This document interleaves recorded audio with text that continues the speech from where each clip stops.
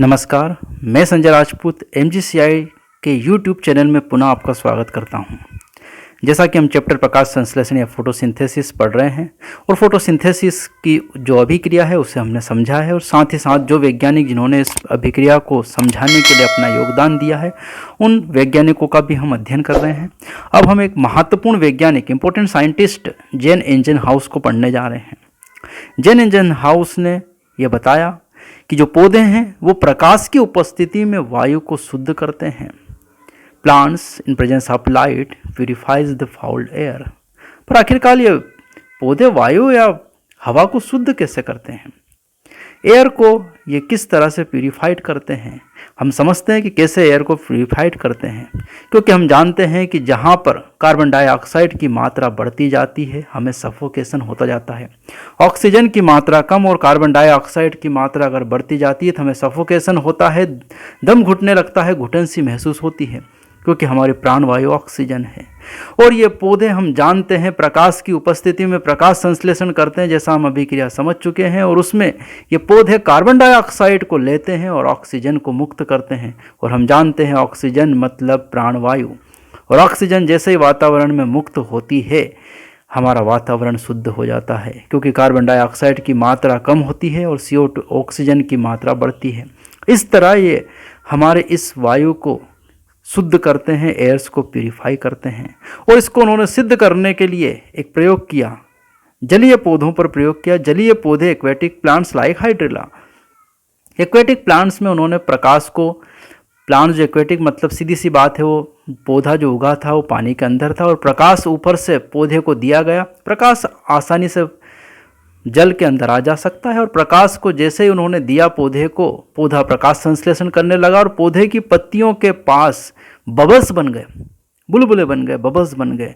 और जब उन बबल्स को चेक किया गया तो उनमें पाई गई ऑक्सीजन। इसका सीधा मतलब था कि पौधों ने कौन सी गैस मुक्त की? ऑक्सीजन।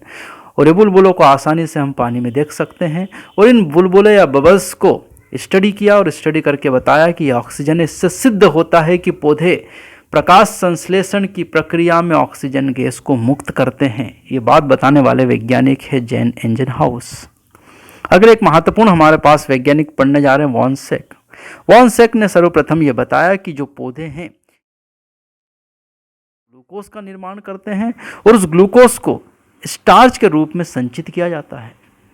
पौधे प्रकाश संश्लेषण में ग्लूकोज का निर्माण करते हैं और हम जानते हैं ग्लूकोज को पौधे किस फॉर्म में संचित करते हैं? स्टार्च के रूप में।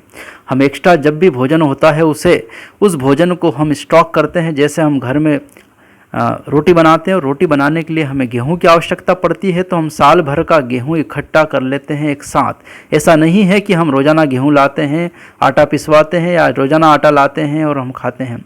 हम उस गेहूं को क्या कर लेते हैं? स्टोर कर लेते हैं। वैसे ही पौधे ग्लूकोज का निर्माण करते हैं और उसे स्टार्च के रूप में अपने पास संचित रखते हैं। और वहीं अगर हम जंतुओं की बात करें तो जंतु ग्लूकोज को ग्लाइकोजन के रूप में संचित करते हैं। जैसे हम मनुष्य की बात करें तो हम मनुष्य में ग्लूकोज को संचित किया जाता है ग्लाइकोजन के रूप में और पौधे स्टार्च के रूप में संचित करते हैं। वॉन सेक के बाद में अगले वैज्ञानिक हमारे पास है इंगलमान। TW इंगलमान ने एक महत्वपूर्ण प्रयोग किया। इस प्रयोग को समझने जाते हैं कि इन्होंने क्या प्रयोग किया है। इंगलमान ने प्रयोग किया, उन्होंने सफ़ेद प्रकाश को एक प्रिज्म से पास किया। और हम जानते हैं फिजिक्स के अनुसार प्रिज्म मतलब वही रेनबो। प्रिज्म जो है वो सफ़ेद प्रकाश को सात प्रकाश में तोड़ देता है, 7 रंगों में इसे तोड़ देता है, विभक्त कर देता है। और वो 7 रंग है VIBGYOR, violet, indigo, blue, green, yellow, orange, red. तो जो सफ़ेद प्रकाश है, वाइट लाइट है, इस वाइट लाइट को प्रिज्म 7 कलर्स में डिवाइड कर देता है according to their wavelength. Wavelength के अनुसार, तरंग दैर्ध्य के अनुसार ये 7 रंगों में विभक्त हो जाता है सफ़ेद प्रकाश। और इस 7 रंगों वाले जो ये प्रकाश है, जिसमें अलग अलग यहाँ पर तरंग दैर्ध्य है, इस प्रकाश को उन्होंने हरी शैवाल क्लेडोफोरा, ग्रीन एल्गी क्लेडोफोरा पर इम्पार्ट किया। जैसे ही ग्रीन एल्गी को 7 रंग दिए और यहीं इस ग्रीन एल्गी के पास इन्होंने जीवाणु का एक माध्यम रख दिया, तो इन्होंने देखा कि जीवाणु सबसे ज़्यादा ये जो प्रकाश संश्लेषण हरीश शैवाल प्रकाश संश्लेषण कर रही थी, हर एक प्रकाश में प्रकाश संश्लेषण हो रहा था हरीश शैवाल के द्वारा। लेकिन जीवाणु जब पूरी शैवाल के पास डाला गया, जीवाणु का मिश्रण डाला गया, तो जीवाणु सर्वाधिक 2 रंग के पास पाए गए, एक ग्रीन और दूसरा रेड। ग्रीन और रेड, हरे और लाल प्रकाश के पास में जीवाणु की संख्या बहुत ज़्यादा मिली। जब हमने देखा कि जीवाणु की संख्या बहुत ज़्यादा मिली, इससे क्या समझ में आया? इस प्रयोग से इंगलमान को यह समझ में आया कि जो हरी शैवाल प्रकाश संश्लेषण कर रही थी, 7 रंगों में वो प्रकाश संश्लेषण की दर सर्वाधिक ग्रीन और रेड रंग कलर्स में है, क्योंकि इन रंगों में शैवाल ने ज़्यादा प्रकाश संश्लेषण किया तो ज़्यादा ऑक्सीजन मुक्त हुई, और ज़्यादा ऑक्सीजन मुक्त हुई तो ऑक्सीजन की उपस्थिति में जीवाणु ज़्यादा से ज़्यादा अपनी संख्या को बढ़ाने लगे, और इसी कारण बैक्टीरियाज के नंबर ज़्यादा उनको कहाँ मिले? ग्रीन और रेड।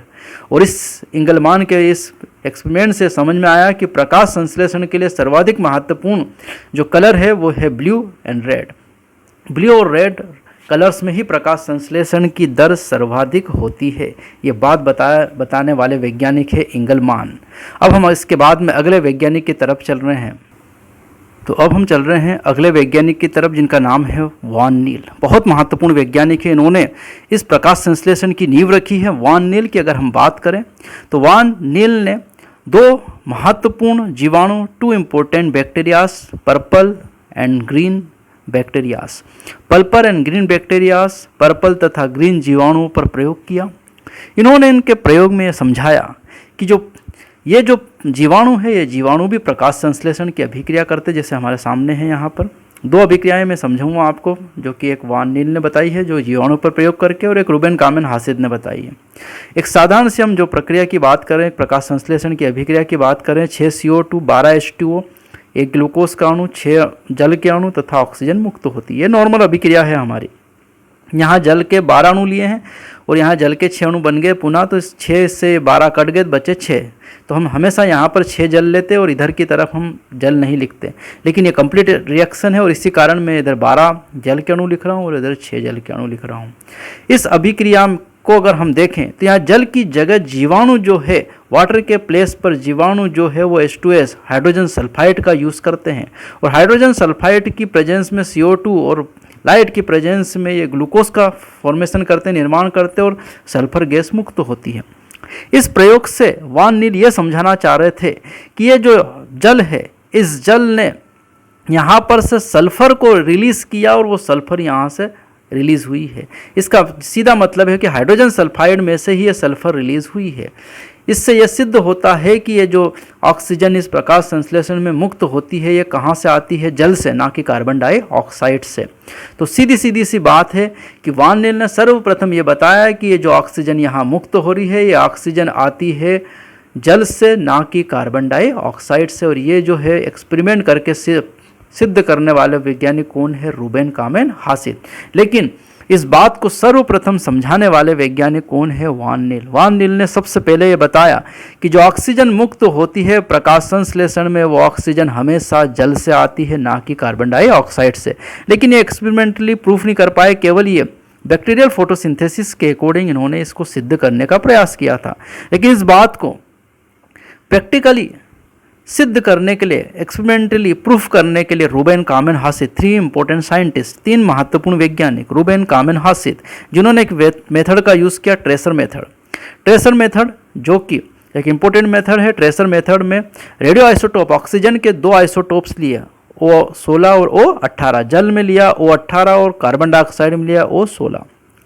अब इन दोनों से प्रकाश संश्लेषण की अभिक्रिया हुई, तो जो ग्लूकोज में ऑक्सीजन मिला वो 16 वाला, जल में भी 16, और ऑक्सीजन जो मुक्त हुई वातावरण में वो 18। इससे एक बात सिद्ध हो गई कि ये जो ऑक्सीजन है, ऑक्सीजन यहाँ पर जल से आती है, ना कि कार्बन डाइऑक्साइड से। अगर कार्बन डाइऑक्साइड से आती तो यहाँ ऑक्सीजन में O16 मिलता, लेकिन यहाँ कितना मिल रहा है? O18। तो इस प्रकार रूबेन कामेन हासिद ने इस प्रयोग द्वारा सिद्ध कर दिया कि ये जो ऑक्सीजन है, ऑक्सीजन जल से आती है, ना कि कार्बन डाइऑक्साइड से आती है।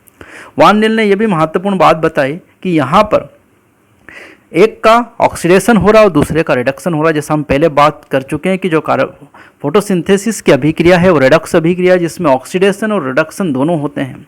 कार्बन डाइऑक्साइड ग्लूकोज में रिड्यूस्ड हो रही है और जल ऑक्सीजन में ऑक्सीडाइज्ड हो रहा है। तो यहाँ पर कार्बन डाइऑक्साइड ग्लूकोज में बदल रही है और जल जो है वो ऑक्सीजन मुक्त करता है, और ये रेडॉक्स अभिक्रिया है। इसको बताने वाले महत्वपूर्ण वैज्ञानिक थे वॉन नील। अब हम इस प्रकाश संश्लेषण में अगले वीडियोज़ में देखेंगे कि किस प्रकार से प्रकाश संश्लेषण की अभिक्रिया में किस चरणों में प्रकाश संश्लेषण की अभिक्रिया पूर्ण होती है, कैसे होती है, कहाँ कहाँ चलती है, क्या हो रहा है। इस बात को पूरे को हम समझेंगे अगले वीडियो में। धन्यवाद।